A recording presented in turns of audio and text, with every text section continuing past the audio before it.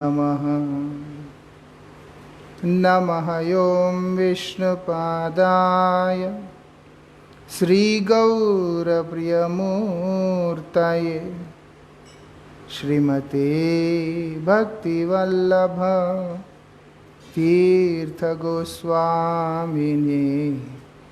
नमः।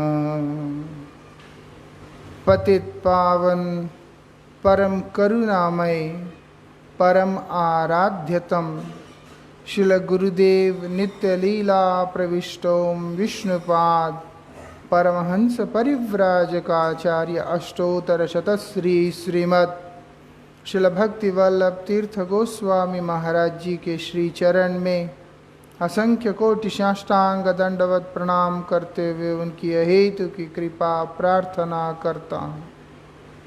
परमाराध्य शिक्षा गुरु नित्य लीला प्रविष्ट श्री श्रीमद् भक्ति विज्ञान भारती गोस्वामी महाराज जी एवं नित्य लीला प्रविष्टोम विष्णुपाद श्री श्रीमद् भक्ति निकेतन तोरियाश्रमी गोस्वामी महाराज जी के श्री चरण में असंख्य कोटि साष्टांग दंडवत प्रणाम करते हुए उनकी अहेतु की कृपा प्रार्थना करता हूँ।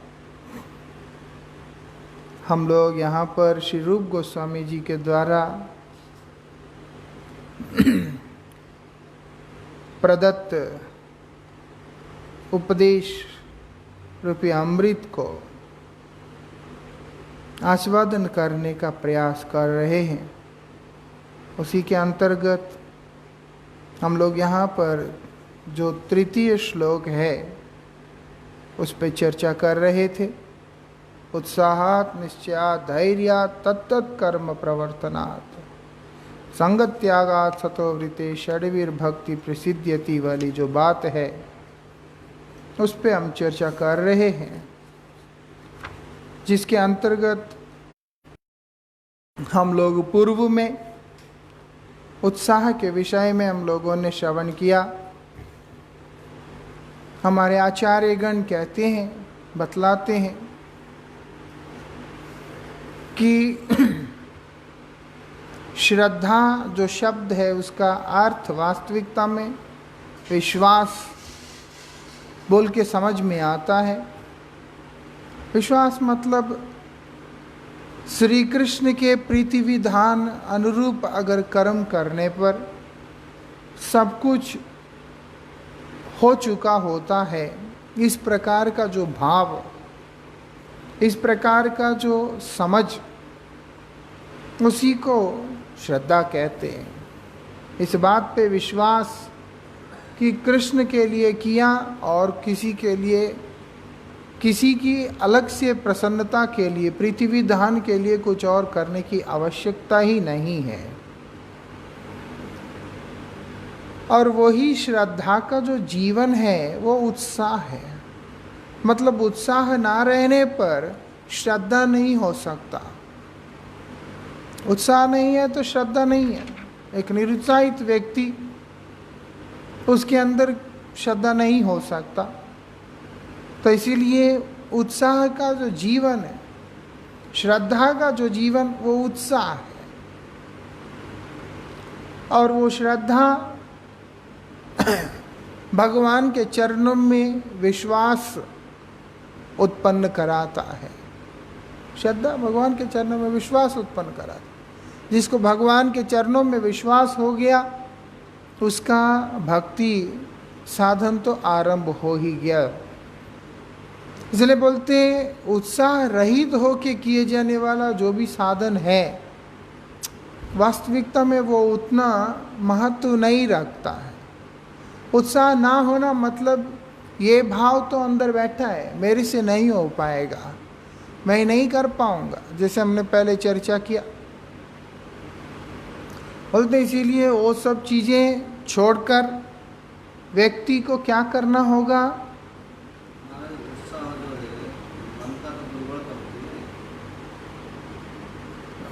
वो तो होता ही है, वो तो अनर्थ से ही सब कुछ है। हाँ, वो तो होता ही है। इसीलिए तो उसमें बताया कि उत्साह के अंदर जब वो बताया, भजन क्रिया के अंदर बताया कि उसमें बता दिया, पहले ही बता दिया कि वो भजन क्रिया में बताया ना कि उत्साहमयी जैसे माधुर्य कदम्बनी में से दृष्टांत निकाल के वहाँ पर बताया कि एक साधक जब भजन क्रिया करने लगता है वो किस प्रकार की अवस्थाओं में से गुजरता है। ये सारी अवस्थाएं उसके अंदर तभी आता है जब उसका अंदर ये अनर्थ है, स्वरूप ब्रह्म का, स्वरूप ब्रह्म का अनर्थ है। इसीलिए उसकी जो तृष्णा है, उसकी जो विपाशा है, वो सब उन नश्वर पदार्थों के पीछे, जिस वस्तु को उसने मैं समझ लिया या सत्य समझ लिया, उनको प्राप्त करने के पीछे चला जाता। यद्यपि ये परिवर्तनशील है, नश्वर है, लेकिन जो दर्शन करने वाला व्यक्ति है अपने ब्रह्म के कारण, अपने स्वरूप संबंधी ब्रह्म होने के कारण इसको वो सत्य देख रहा है। तो इसीलिए इसके संबंध में जितने भी वस्तु है जो इसके प्रसन्नता के लिए लगेगा उनको भी सत्य ही समझ रहा है, यद्यपि मुख से ना बोलता हो। लेकिन जो भक्त होता है वो समझता है कि ये भी नश्वर है, वो भी नश्वर है, ये भी सत्य नहीं है, वो भी सत्य नहीं, लेकिन इस वस्तु को मैंने धारण कर रखा है तो इसलिए इसको निर्वाह करना मेरा धर्म है। इस कारण से जीवन निर्वाह के लिए जितनी मात्रा में जो वस्तु जरूरत पड़ता है उतनी मात्रा में उसको ग्रहण करता है। यहाँ जो है जीवन निर्वाह के लिए ग्रहण कर रहा है क्योंकि वो आत्मा को समझने का चेष्टा कर रहा है या आत्मा को समझ चुका है, स्वयं को समझ चुका। दूसरा व्यक्ति क्या करता है, ये शरीर को मैं समझ लिया, इसीलिए इसको, जो शरीर को सत्य समझा, देह को, देह की जरूरतों को सत्य समझा, वो व्यक्ति का हृदय कमज़ोर हो जाता है। लेकिन ये जो व्यक्ति है जो वस्तु को व्यवहार किया ये समझते हुए कि इसकी ज़रूरत है इसलिए मैं व्यवहार कर रहा, तो वो व्यक्ति कमज़ोर नहीं होता। तो इसलिए साधन करने वाला व्यक्ति जैसे जैसे साधना को कर रहा है, साधना के पथ पे आगे बढ़ रहा है, तो इन सारी अवस्थाएं आते हैं। वो सारी अवस्थाएं इन अनर्थों के हिसाब से ही होता है फिर। तो इसीलिए उत्साह कम हो जाता है कई बार। कारण ये कभी कभी जोश आ जाता है, जैसे कई लोग बोलते हैं बहुत सुंदर आपका भजन चलता है, आपका साधन चलता है, या कई प्रेरणात्मक उपदेश देते हैं, परामर्श देते हैं, उन सबको सुनने के बाद उत्साह आ जाता है। फिर कभी कभी कोई हताश करने वाला मिल जाता है तो उस समय जो निरुत्साहित हो जाता है। वास्तविकता में खुद का जो हृदय है, चित्त जो है मार्जित ना होने के कारण और भक्ति के साथ में पूर्ण रूप से जुड़ा हुआ ना होने के कारण, उसकी साधना में परिपक्वता का अभाव होने के कारण वो कमज़ोर पड़ जाता है, वो स्विंग करता रहता है। लेकिन एक जो परिपक्व व्यक्तित्व जो होते हैं, जैसे प्रहलाद जैसे, ध्रुव जैसे, वो किसी भी परिस्थिति में उनके अंदर जो है कोई भी विचलित अवस्था आता नहीं, उनकी साधन कभी भी ऊपर नीचे नहीं होता, एक फ्लो में, एक गति में चलता है ऐसा। तो इसलिए तो है मन की कमजोरी तो है, सिर्फ मन की कमजोरी नहीं है, क्योंकि मूल जो है उसका स्वरूप से विमुक्ता। बोलते हैं विरूपे स्वरूप भावी मूढ़ा मन, बोलते जी संत को से मन कीर्तन में, माया ते आकृष्ट है। हम लोग माया के प्रति आकर्षित हो चुके हैं, और माया के अंदर तो सब कुछ ऐसा ही है। वो माया भी बड़ी विचित्र है, कभी भोग में कभी त्याग में नचाता रहता है ऐसा। तो इसलिए यहाँ बताया कि ऐसी स्थिति के अंदर से उबारने के लिए, उबरने के लिए, बाहर आने के लिए क्या सहारा है? बोलते हैं साधु संग ही सहारा है, सत्संग ही सहारा है। विशेषता है कि हर चीज का जो सार जब दिया जाता है, वो बता रहे हैं कि संग के बिना, नाम के बिना कोई गति है ही नहीं है। चाहे वो वेगों को लेके हो, चाहे दोषों को लेके हो, चाहे गुणों को लेके हो, कुछ भी है, हर चीज के लिए क्या करना होगा? साधु संग में रहना होगा। ये इसीलिए प्रभुपाद जी ने भी यही बात बोला। प्रभुपाद जी ने क्लियर शब्दों में बोला, श्रील प्रभुपाद ने जब उनसे पूछा, इतने सारे वैष्णव है, इतने सारे भक्त हैं, इनमें से किसकी साधना को श्रेष्ठ गणना किया गया है? और बोलते जिसकी जितनी मात्रा में वैष्णव में प्रीति हुआ, उसकी साधना उतना, उसकी सेवा उतना श्रेष्ठ है। क्योंकि जितने भी सेवाएं, जितनी भी साधनाएं हैं, वो सब के सब व्यक्ति को हरिनाम के साथ और वैष्णव सेवा के साथ जोड़ना चाहिए। अगर उसको सेवा करते करते ये भाव आया कि कर्ताभिमान भाव आया। कल मैं गुरु महाराज जी का वाणी को सुन रहा था, परम गुरु जी के समय में गुरु जी ने जो प्रवचन किया, गुरु जी सबसे पहला शब्द हमारे गुरु महाराज जी यही बोलते हैं कि हम तो बहुत गंदा है। इस कारण से गुरु जी ने हमको हरि कथा में लगाया हमारे शुद्धि के लिए।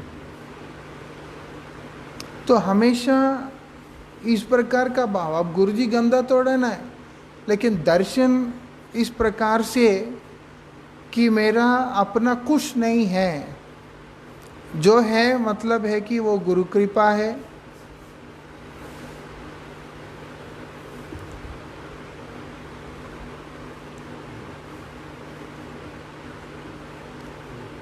और साधु कृपा है, इसके अतिरिक्त अपना वास्तविकता में कुछ नहीं। जब गुरुजी व्यास पूजा के समय भी प्रवचन किया करते थे, गुरुजी ये बात बोलते थे कि हमारा तो मन बहुत चंचल है, इसीलिए सभी वैष्णवों का सेवा करेगा तो ही ये स्थिर हो सकता है। इसलिए गुरुजी इस तरीके से कई बातें बोलते थे जो इस दिशा में इशारा करता था हमेशा कि वास्तविकता में मेरा जो सेव्य है वो गुरु वैष्णव ही सेव्य है, गुरु वैष्णव ही सेव्य है। तो इसीलिए, और बोलते भी थे परम गुरु जी, तो इस बात को विशेष रूप से जोर दे के बोलते थे कि हम मानव है, उनका जो सेवा का अवसर प्राप्त होता है उसको तुम उसका लाभ ले लो। उसका कारण यही है क्योंकि वैष्णव का कृपा होगा, गुरु का कृपा होगा, तो हम लोगों के ये जितने भी दोष हैं वो सब चले जाते हैं। उनका कृपा किस प्रकार से होता है? उनके संग के माध्यम से होता है। साधु कृपा साधु संग के माध्यम से होता है। इसीलिए बोल रहे हैं कि साधु संग में रहने पर ये सारी चीज़ें हमारा शांत होगा और हम लोगों के अंदर भगवत सेवा का उत्साह भी दृढ़ होगा, प्रबल होगा। एक उत्साहहीन व्यक्ति, एक भजन में रुचिहीन व्यक्ति, एक विषयों में उन्मुख व्यक्ति, वो कभी भी किसी को भी कृष्ण की तरफ उन्मुख नहीं कर सकता है और ना ही स्वयं हो सकता, वो स्वयं भी नहीं लग सकता और ना ही वो किसी को सेवा में लगा सकता है। इसके लिए बोल रहे ऐसे संतों के पास जाना होता है, साधुओं के पास जाना होता है और उनका संग में रहना होता है। जिस समय ऐसे संतों का संगति का अभाव होगा, उसी समय हमें समझ लेना चाहिए कि हमारा साधना का पतन होने का समय आ गया है। और आज की डेट में तो बहुत विडंबना है। व्यक्ति जो है साधु संग खोजने के लिए जरूर प्रयास करता है, लेकिन अपना स्तर देखना भूल जाता है। आज भी मैं वहाँ पढ़ रहा था सुबह सुबह, वो बोलते हैं कि प्रभुपाद जी ने जो फेक वैष्णव होते हैं उनके लिए जो है प्रभुपाद जी ने लेख लिखा, इस तरीक़ा से वहाँ पर किसी ने पोस्ट वगैरह डाला। ये भी बताया कि जिसने संग करना है उसको भी कैसे रहना है, वो भी ज़्यादा ज़रूरी है। स्वयं अगर ठीक होंगे, गुरु महाराज जी का ये चीज़ सबसे महत्व रखता है। गुरु जी का ये उपदेश कि स्वयं अगर ठीक रहने का चेष्टा करोगे, स्वयं अपने लक्ष्य को स्थिर करके चलोगे, तो ये समझना कि भगवान तुम्हारे साथ कभी भी गलत नहीं होने देंगे।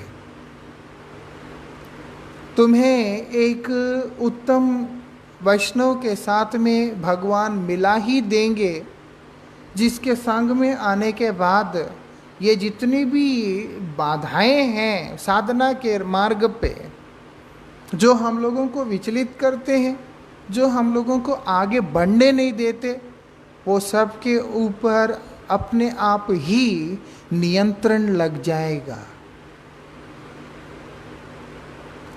बात यही विशेषता है।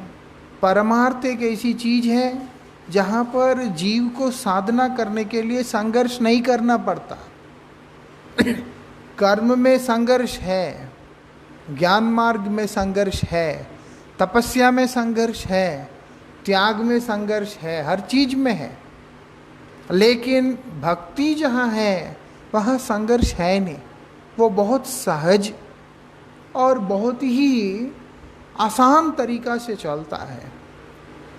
उसका सबसे ज़्यादा आवश्यक अगर कोई क्रिया है वो यही है कि एक साधक को अपने अंदर निष्कपटता लेके आना है। स्वयं की अवस्था को समझकर स्वयं के मंगल के लिए, अब जैसे हम लोग चर्चा कर रहे थे शाम के समय में नामापराध को लेके, उसके बाद मैंने पूछा कि नामापराध के विषय में आप लोगों को क्या किस प्रकार से समझ में आया। तो कुछ भक्तों ने इसी बात के ऊपर विशेष रूप से वो किया कि अश्रद्धालु व्यक्ति को नाम का उपदेश नहीं देना चाहिए। व्यक्ति के विचार के अनुसार उसका दर्शन और ग्रहण होता है, जबकि सबसे ज़्यादा महत्व रखता है ये जो प्रमाद है, जहाँ पर ये विक्षेप भाव वगैरह जैसे हम लोगों ने सुना, आलस्य इत्यादि, उनसे किस प्रकार से निवृत्त हुआ जाता है। ये जो उनको लेकर के हम जो साधना करते हैं वो साधना किस प्रकार से हमारे लिए हानिकारक है, एक साधक को इस पे विचार करना होता है। और दूसरा कि मैं और मेरा जो भाव है, परम गुरु महाराज जी का इतना अद्भुत है। परम गुरु जी बोलते हैं ये मठ हमने बनाया, ये भाव हमारे अंदर आने से एक दिन पहले हम शरीर छोड़ देना चाहता है। मतलब ऐसा व्यक्तित्व जिनके अंदर किसी भी वस्तु को लेकर के मैं और मेरा भाव ही नहीं है, सब कुछ भगवान का, सब कुछ गुरुदेव का, सब कुछ वैष्णवों का है। और जो हमें मिला है वो सब वैष्णव सेवा के लिए ही मिला है। हमारे पास बहुत कुछ रहने के बाद अगर हम किसी के लिए कुछ कर देते हैं तो बड़ी बात नहीं होता, उसको हम लोग श्रद्धा भी नहीं माना जा सकता पूर्ण रूप से। परम गुरु महाराज जी का आचरण दिखाता है किस प्रकार से उनका वो श्रद्धा रहा है, वैष्णवों में समर्पण रहा है उनकी सेवा में। परम गुरु महाराज जी के पास सेवक थे उस समय रासबिहारी एवेन्यू में, और बर्तन छोटे छोटे, इसलिए बर्तन के लिए पैसा इकट्ठा किया। 20 रुपये इकट्ठा किया था बर्तन खरीदने के लिए। आज 20 रुपये में आ जाता तो कितना अच्छा, नहीं? तो 20 रुपये इकट्ठा किया। उसी समय खबर आता है उनका गुरु भाई का कि मुझे आवश्यकता है 50 रुपये की, अर्जेंट। ये बात सुनने के साथ साथ ही 30 रुपये उधार लेके, जो 20 रुपये पहले से रखे, 50 रुपये सीधा उसी समय मनी ऑर्डर कर दिया। बोला गया उनको कि मठ में तो बर्तन नहीं है, रसोई करने में असुविधा होता है, थोड़ा सा चिंता करना चाहिए। परम गुरु महाराज जी ने बिल्कुल चिंता नहीं किया। वो मालूम पड़ता है कि ऐसा व्यक्तित्व तो जिनका मेरा बोल के कोई भाव ही नहीं है, वैष्णवों की सेवा के लिए आया, और सामने से जब वैष्णव सेवा के लिए आग्रह करते हैं, आदेश करते हैं, तो उसको फुलफिल करना हमारा परम धर्म हो जाता है। सब कुछ समर्पित करने के लिए तैयार हो जाना। एक साधक को ये चीजें सीखनी चाहिए। नामदान तो हम कोई कर ही नहीं सकते। नामदान कौन कर सकता? कोई भी नामदान नहीं कर सकता। नामदान तो केवल गुरुदेव करते हैं, और जो व्यक्ति गुरु कार्य करते हैं वो भी नामदान नहीं करते हैं, कोई कोई करता है। वो भी अनुकीर्तन करता है अपने गुरुदेव या गुरुवर्गों के आदेश को लेकर। जो सोचता है कि मैं नाम का दान किया, मतलब उसने अपने लिए अनर्थ का आवाहन ही किया है। तो जो वैसे एक व्यक्ति को क्या किन चीज़ों के ऊपर जोर देना चाहिए, सिर्फ ये नहीं साधु संग करना, मतलब है कि साधु संग करने के लिए स्वयं को भी उस लायक बनाना पड़ता है। वो एक महत्वपूर्ण अंश है। जीव अनर्थ के साथ युक्त होने के कारण वो ऐसा नहीं बना पाता, लेकिन हमारे गोस्वामी गणों ने बता दिया, इन चीज़ों से निवृत्त होकर तुम साधना करने का चेष्टा करो। तो इसीलिए जब व्यक्ति साधु को अप्रोच करता है, उनके पास जाता है उनका संग पाने के लिए, उसके हृदय के अंदर ये प्रार्थना होनी चाहिए, उत्साह दीजिए, क्योंकि मुझ में वो उत्साह है ही नहीं, इसीलिए मैं आया हूं। अभी वर्तमान समय के अंदर बड़ा एक अलग तरह की विडंबना सा दिखाई देता है, जहां पर व्यक्ति या तो साधु को परखने जाते हैं, या फिर दोषारोपण करने जाते हैं, या फिर अपना ज्ञान सुनाने जाते हैं। इन्हीं उद्देश्य से जाते हैं। और चर्चा का विषय भी अगर होता है साधन भक्ति को लेकर के, अनर्थ निवृत्ति को लेकर के कोई भी चर्चा नहीं होता। सीधा चर्चा होता है तो पंचम पुरुषार्थ का चर्चा होता है, प्रेम का चर्चा होता है। उस प्रेम के अंदर भी जो सबसे ऊपर की जो भाव है, मदनाक्य महाभाव श्री राधा रानी का जो भाव है, उनको ही लेकर के चर्चा करते हैं। लेकिन हमारे परमाराध्य श्री गुरुदेव जी ने कभी भी ऐसा हम लोगों को प्रोत्साहित नहीं किया जिससे कि हम अपने लिए अपना ही कब्र हम लोग खोद लें। उनको मालूम था कि बद्धजीव की क्या अवस्था है, इसीलिए वो जगत गुरु है। जगत के जीवों का अवस्था के बारे में भली भांति परिचित है, इसलिए उन्होंने अपने उपदेशों को केवल कृष्णोन्मुख करने वाले रखा है, और साथ में विशेष रूप से इस बात के ऊपर जोर दिया है कि अतः श्री कृष्ण नामादि ना भवेद ग्राह्यम इंद्रिय। श्री कृष्ण नाम इत्यादि रूप गुण लीला इत्यादि सब कुछ ये बाह्य इंद्रियों के द्वारा ग्राह्य वस्तु नहीं है। सेवोन्मुख होगा। सेवोन्मुख होना मतलब कृष्णोन्मुख होना। जब कृष्णोन्मुख होगा स्वयं ही वो अंदर से स्फुरित होके आ जाएगा। सेवोन्मुख किसका सेवोन्मुख होंगे? कृष्ण को तो देखा नहीं। वो बोलते हैं उनके जो अभिन्न स्वरूप है गुरु वैष्णव, उनका सेवा के उन्मुख होना होगा। सेवोन्मुख किसका होगा? कृष्ण का होना होगा। किस प्रकार से? कृष्ण के नाम और कृष्ण के तदीय। कृष्ण और कृष्ण भक्त, कृष्ण नाम और कृष्ण भक्त की सेवा, इन्हीं के उन्मुख होना। उससे सब कुछ हो जाता है। अगर ये नहीं होंगे हम लोग, सिर्फ अगर हम साधु संग में रहते, कई बार लोग पूछते हैं कि महाराज बहुत समय तक साधु संग करने के बाद भी व्यक्ति में तो बदलाव तो आता नहीं। कारण उसका ये कि वो इन चीज़ों को कभी गुरुत्व देता नहीं। साधु संग तो कर रहा है, उस संग में क्या प्राप्त करना है कि वो जो बेसिक चीजें हैं उस चीज को नेग्लेक्ट कर देता है। जबकि ये जो बेसिक्स हैं यही एक स्ट्रॉन्ग फाउंडेशन क्रिएट करता है।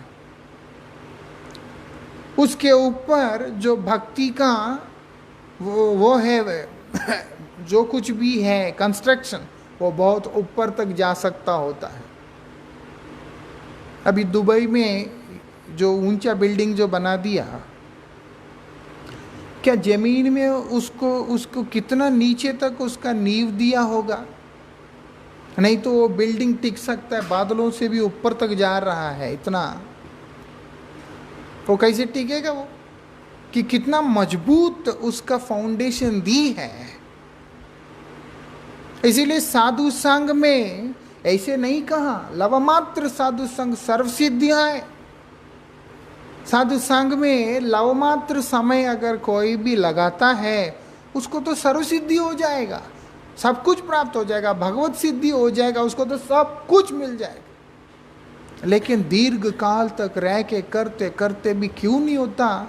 उसका कारण ये कि हम साधु को परखने के प्रयास करते हैं, इस संसार का जो जीव, लेकिन स्वयं के अवस्था को समझने का चेष्टा ही नहीं करता कि मैं कहाँ खड़ा हूँ। हर जगह पे यही बात के ऊपर एम्फसाइज किया गया कि साधु संग करो सब ठीक हो जाएगा, भक्तों के संग में रहो सब ठीक हो जाएगा। गुरु महाराज जी अपने हरिकथा में इस बात के ऊपर बड़ा ही विशेष रूप से जोर देते हुए गुरु जी बोला करते थे, सुतदारा और लक्ष्मी पापी के भी हाय, संत समागम हरिकथा तुलसी दुर्लभ द्वार। गुरु इस बात पे बोलते थे। इसलिए साधु के पास जाकर धन के लिए जाना, पुत्र के लिए जाना या किसी और चीज के लिए जाना, ये ठीक होता नहीं है। या हम भी गुरु जी के पास जाना अपने अपने विचारों के अनुसार, अपने अपने समझ के अनुसार, कोई कनक के लिए जाता है, कोई जो है प्रतिष्ठा के लिए जाता है, कोई किसी उद्देश्य से जाता है, कोई अपनी सुविधा के लिए जाता है। तो उस परिस्थिति के अंदर दीर्घ काल तक संग करने के बाद भी हम लोग लाभान्वित नहीं हो पाएंगे। ये विशेषता है। कितने लोग पूछते हैं, कार्तिक होते ही लोग पूछते हैं क्या महाराज जी त्रिनादपि सुनिचैन तो सिर्फ हम पाठ ही करते हैं, पाठ में ही रह गया है। कारण यह है कि हर व्यक्ति ये चीज़ें दूसरे में ढूंढने का कोशिश करता है, स्वयं अपने में लाने का जब प्रयास करते हैं तब हमारे जीवन के अंदर परिवर्तन आएगा। तब हमारे जीवन के अंदर ऐसे व्यक्तित्व आएंगे जिनके संग से ये चीज़ें हमारे अंदर से चले जाएंगे, जिनको आने की ज़रूरत है वो हमारे जीवन में आएंगे। इसलिए बोला कि पहले स्वयं को, खुद को सुधारना है। खुद को सुधारना, खुद को सुधारना मतलब यही है। हम मालूम है कि हम बद्धजीव है, क्या सुधारेगा? सुधार के भगवान के पास, गुरु के पास कैसे जाएगा? वो तो पतित अवस्था में ही जाएगा। लेकिन उसको इस चीज का समझ होना कि मैं एक पतित व्यक्ति हूँ और मुझे अपनी इस पतित अवस्था से बाहर निकलना है, मतलब ही यह है कि उसका आधा काम हो गया। एक अंग्रेजी में कहावत है, well beginning is half done. ठीक तरीका से आरंभ करना मतलब है आधा काम हो गया। मार्ग में तो पक्का ही हो गया। एक निष्कपट जीव जैसे ही साधु के पास जाता है, गुरु के पास जाता है, उसके लिए गुरु और साधु जो है भक्त भगवान से प्रार्थना करना शुरू करते हैं कि नहीं, इसके ऊपर कृपा कर देना, इसको ग्रहण कर लेना। जैसे ही वैष्णव भगवान के आगे निवेदन करता है, प्रार्थना करता है, कृष्ण उस जीव के प्रति तो दयामय हो चुके हैं। हम तो सुनते ही हैं, वैष्णवेर आवेदने कृष्ण दयामय, ऐसा होता है। इसलिए ये सब बहुत ज़्यादा ज़रूरी है। कई बातें बोलने के लिए मुझे आज्ञा नहीं है, नहीं तो मैं अपने जीवन के अंदर कई चीज़ों को अनुभव किया। वो चाहे चंडीचरण गोस्वामी महाराज जी हो या गोकुल महावन के शिला भक्ति प्रेमिक साधु गोस्वामी महाराज जी हो, उनसे लेकर के चलते चलते चलते हमारे बड़े गुरु भाई पूज्यपाद भक्ति प्रसून मधुसूदन महाराज जी तक बहुत सारे वैष्णवों ने मुझ पे कृपा करके सहारा देकर मुझे वो किया, आश्रय दिया, जिसके चलते मैं बहुत कुछ अनुभव कर पा रहा हूँ। उनमें विशेष रूप से परमाराध्य गुरुदेव के अभिन्न स्वरूप में श्रील भक्ति विज्ञान भारती गोसाई महाराज जी और श्रील भक्ति निकेतन तुर्याश्रमी गोसाई महाराज जी ने बहुत ज़्यादा उनका एक जीवन में योगदान रहा है। यद्यपि मैं तो इतना निष्कपट भी नहीं था,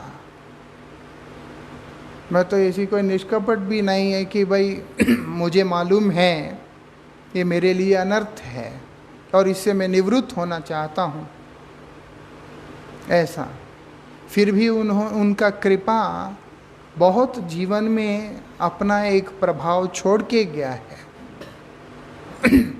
अगर हम निष्कपट भाव से ऐसे अगर साधुगुरु वैष्णवों के चरणों में आश्रय लेते हैं तो क्या नहीं होगा, ये बात है, सब कुछ हो जाएगा। यहाँ पर इसी बात को बतला रहे हैं कि इसीलिए साधु संघ को कभी भी नहीं छोड़ना है, साधु संघ को नहीं छोड़ना। किसी भी दिन संग करते करते करते करते अगर हमारा क्षण भर का भी संग हो गया तो हमारा जीवन का दिशा तो बदल ही जाएगा पूरी तरह से। संत गोसाई महाराज अपने कीर्तन में तो बोल ही दिया उन्होंने, साधु संगे था कि छाए वेग दमी, श्री कृष्ण चरण सेविये नामे। साधु से विमुख होकर के ये वेग दमन कब होगा? कुछ नहीं होगा। साधु से विमुख होना मतलब साधु के विचारधारा को ग्रहण करने का चेष्टा नहीं करना भी उनसे विमुख होना ही होता है, क्योंकि बद्धजीव है, वो ले नहीं सकता वो। लेकिन एक चेष्टा जो है वो भी नहीं करना, वो वास्तविकता में साथ रहते हुए भी नहीं रहना ही होता है फिर। इसीलिए पतित होने में गलत नहीं है, क्योंकि बद्धजीव है, वो गिरेगा ही। बद्धजीव का स्वभाव है, वो गिरेगा। लेकिन जहाँ गिरा वहीं से उठने का चेष्टा भी करना चाहिए फिर। वो है ना, भूमो स्वकलित पादानाम भूमिरेव अवलंबनम त्वय्य जात अपराधानाम त्वमैव शरणम प्रभु। जिस प्रकार से धरित्री पे गिर गया चलते चलते, और धरित्री का सहारा लेके ही उठ रहा है, उसी प्रकार से भगवान के चरणों में पतित हो गया है, उनके ही चरणों के सहारे ही उठेगा। गुरुदेव के चरणों में पतित हो गया, उन्हीं के चरणों का सहारा लेके उठेगा। वैष्णवों के चरणों में पतित हो गया, वहां उनके सहारा लेकर के ही उठेगा। वही सहारा है। उससे विमुख होने पर जीवन में अनर्थ के अलावा और कुछ बाकी नहीं रह जाता है। लेकिन अगर वही रह के उन्हीं का सहारा लेके उठने का कोशिश करते हैं, फिर गिर जाते हैं, फिर उठने की कोशिश करते हैं, फिर गिर जाते हैं, चलने का कोशिश करते हैं, फिर गिर जाते हैं, तब भी हानि कुछ नहीं। हमारी वो निष्कपट चेष्टा साधु कृपा हमारे तरफ कर देगा। वो साधु का कृपा, वो गुरु का कृपा, वो हमको बाहर को खींच देता है। ऐसे नहीं बोला उन्होंने, तव कृपा कौन अमार संबल। इतने बड़े महापुरुषों ने इस चीज को इसीलिए बोला, तव कृपा कन, आपका कृपा का कण ही मेरा सहारा है और कुछ है नहीं। तव कृपा बना ना ही अन्य बल, दूसरा कोई बल ही नहीं। अगर मैं सोचूं कोई और ताकत है आपके कृपा के बिना, वो बोलते है ही नहीं है। वो कृपा सब समय मिल रहा है, यही विशेषता है।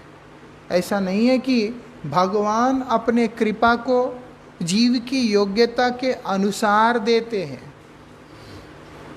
भगवान जब कृपा करते हैं, जीव का योग्यता विचार करते हैं, लेकिन भक्त कभी भी योग्यता विचार नहीं करता है।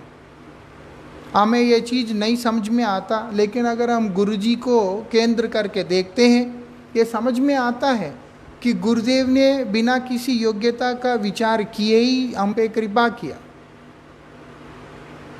अगर उन्होंने योग्यता ही विचार करना होता है तो वास्तविकता में गुरुजी के सामने, गुरुजी के स्टैंडर्ड्स के सामने खड़े होने के लिए कोई भी योग्यता नहीं है। कोई भी योग्यता है ही नहीं देखा जाए तो। लेकिन गुरु महाराज जी, जो कि वैष्णव का ये अद्भुत गुण होता है, गुरु का अद्भुत गुण होता है, वो लोग किसी के दोष दर्शन नहीं करते हैं।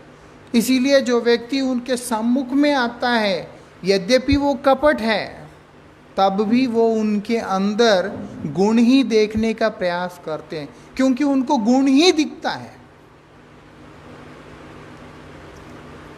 उनको तो स्वाभाविक रूप से गुण दिखता है। एक दोषपूर्ण व्यक्ति, उसको बाय डिफॉल्ट नेचर में उसको सब में दोष दिखता है। उसको सही आदमी में भी दोष ही दिखता है ना। ये हम सब जानते हैं कि एक व्यक्ति जिसका दर्शन दोषमयी है, उसको सही वस्तु के अंदर, सही व्यक्ति के अंदर भी उसको दोष ही दिखलाई देते हैं। और जो व्यक्तित्व अदोषदर्शी है, उनको तो दोष होने के बाद भी दिखता नहीं है। इसीलिए उनका जो कृपा है, उनका कृपा कृष्ण कृपा से भी महत्वपूर्ण होता है। उनका कृपा भगवत कृपा से भी महत्वपूर्ण है, क्योंकि भगवान के पास ये यथामाम प्रपद्यन्ते तांस्ततेव भजाम्यहम वाला भाव है। जो जिस प्रकार से मुझ में प्रपन्न होगा, मेरा अभिव्यक्ति उसका प्रति रेसिप्रोकेशन उसी अनुसार होता है। लेकिन गुरुदेव का वैष्णव, तुम जैसा मर्जी अप्रोच करो, मेरा तुम्हारे लिए स्नेह ही होगा, कृपा ही होगा। अब जगाई मादाई नित्यानंद प्रभु का सिर फोड़ दिया वो लोग, लेकिन नित्यानंद प्रभु का कृपा से वो वंचित नहीं हुए। चैतन्य महाप्रभु जबकि वो क्रोधित हो गए हैं, भगवान जबकि प्रसन्न नहीं हुए कि मेरे भक्त पे तुमने आक्रमण किया, लेकिन भक्त तब भी अपने कृपा से उनको वंचित नहीं किया, उन पे कृपा किया ही है। ऐसी कृपा किया कि भगवान को भी उन्हें स्वीकार करना पड़ा। भक्त की ये विशेषता होता है, साधु की ऐसी विशेषता होता है। इसलिए उनका कृपा वही एकमात्र सहारा होता है जीव का। और हमारे आचार्य बोलते बहुत ज़्यादा कृपा का भी ज़रूरत नहीं है, एक कण कृपा का, एक बिंदु ही पर्याप्त है, थोड़ा सा कृपा। इसीलिए रूप गोस्वामी यहाँ बतला रहे हैं, इतने महत्व है साधु संग का।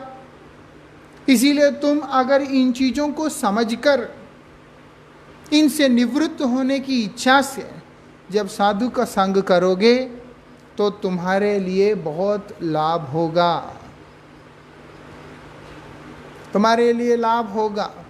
ये जो भाव, ये सारे कुछ, ये सब साधु के कृपा से तुम्हारे जीवन में आ जाएगा, अपने आप आ जाएगा। इसीलिए इन चीज़ों को समझना जरूरी है और कुछ नहीं तो सिद्धांत से कभी भी भगवान नहीं मिलते, भगवान शरणागति से मिलते हैं। शरणागत होने के लिए सिद्धांत का सहारा लेना पड़ता है। इसलिए बोले सिद्धांत बोलिए चित्त ना कर आलस, आलस नहीं करना, ये तो सिद्धांत है। क्या सुनेंगे, ये दोष के बारे में क्या सुनेंगे, गुणों के बारे में क्या सुनेंगे, हमें इनसे ऊपर उठनी चाहिए, हमें तो प्रेम के बारे में सुनना चाहिए, लीला के बारे में सुनना चाहिए। ये विचार ठीक नहीं होता। इन चीज़ों को पहले समझेंगे तब हमारे अंदर सुधरने का एक इच्छा, शरणागत होने का एक इच्छा हमारे अंदर जागृत होगा। शरणागत ऐसे नहीं आता है। इसीलिए ये सब बता रहे कि ये जो चीजें तुम्हारे अंदर है तुम्हें उत्पीड़ित कर रहे हैं, ये चीजें तुम्हें उत्पीड़ित कर रहे हैं, तुम्हें कष्ट दे रहे हैं। इससे तुम निवृत्त होना चाहते हो तो तुम वहां पर जाओ। जैसे जैसे व्यक्ति इनको अनुभव करता रहेगा ऐसे ऐसे उसको इनसे निवृत्त होने का इच्छा प्रबल होता जाएगा। और वैसे ही वो जिस स्थान से निवृत्ति होता है, जैसे दुर्वासा ऋषि, अम्बरीश महाराज जी के चरणों में अपराध हुआ उनका अम्बरीश महाराज जी के चरणों में उनका अपराध हुआ। अभी वो भगवान के पास जा रहे हैं। भगवान अम्बरीश महाराज को बोलते, देखो जहाँ से कांटा चुभा है उसको वहीं से निकालना होगा। जिस स्थान में अपराध हुआ है उसी स्थान से तुम उसको निकालो। वो फिर अम्बरीश महाराज के पास जाकर उनके चरणों में शरणागत हो जाते हैं। तो फिर वो इस कष्ट से निवृत्त भी होते हैं। तो ठीक उसी प्रकार से व्यक्ति जब साधु के पास जाएगा, वो साधु के पास जाने की प्रेरणा भगवान फिर उसके अंदर प्रबलता के साथ में भर देते हैं। और दूसरा, साधु का अपना जो आचरण भी होता है वो आचरण भी आकर्षित करता है, क्योंकि साधु का आचरण स्वार्थ रहित आचरण है। शुद्ध भक्त का आचरण प्रेममयी आचरण है, उसमें किसी भी प्रकार का स्वसुख वांछा है ही नहीं। जो स्वसुख वांछा से रहित जो आचरण, आज गुरु महाराज जी के साथ अगर इतने लोग जुड़े हैं, कौन सा गुरुजी ने उन लोगों को पैसा दी है, कौन सा गुरुजी ने उन लोगों को कुछ किया है? गुरुजी ने तो अपना प्रेम दिया है, गुरुजी ने उनका परमार्थ का मार्ग को खोला है, गुरुजी ने अपने कृपा को सूर्य के प्रकाश की तरह सबके ऊपर फैला दिया है। जो उस रोशनी से परिचित हो सका वो व्यक्ति सब गुरुदेव के प्रति वो समर्पण और प्रेम का भाव को प्रबल कर लिया। ऐसा ही होता है। ठीक उसी प्रकार से साधु का कृपा निरंतर बरसता जा रहा है। हम लोग जब उनके प्रति शरणागत होने का चेष्टा करेंगे या इच्छा करेंगे, अपने अवगुणों को देखते हुए, अपनी अवस्था को देखते हुए, और जब ये समझ में आ जाएगा लात खाते खाते कि साधु के शरण में गए बिना मेरा कोई गति है ही नहीं, और उस समय जब हम निष्कपट भाव से उसको समझने का प्रयास करेंगे तो हम समझ में आ जाएगा कि साधु कृपा तो बहुत पूर्व ही मेरे ऊपर हो चुका था। ऐसा नहीं है कि आगे जाके जब उनके चरणों में गिरेंगे तब वो बोल रहे कि जा मैं तुम पे कृपा करता हूँ। नहीं, उनके सम्मुख में जो जीव आता है उसके ऊपर उनका कृपा उसी समय शुरू हो जाता है। लेकिन जीव की अपनी अल्पज्ञता और अयोग्यता के कारण वो उसको अनुभव नहीं कर पाता है। बस इतनी सी बात।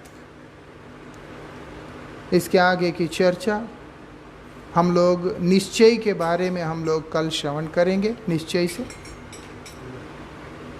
पंचाकल्पतरुभ्यश्च कृपा सिंधुभ्येव च पतितानां पावनेभ्यो वैष्णवेभ्यो नमो नमः। हरिहराय नमः, कृष्ण यादवाय नमः।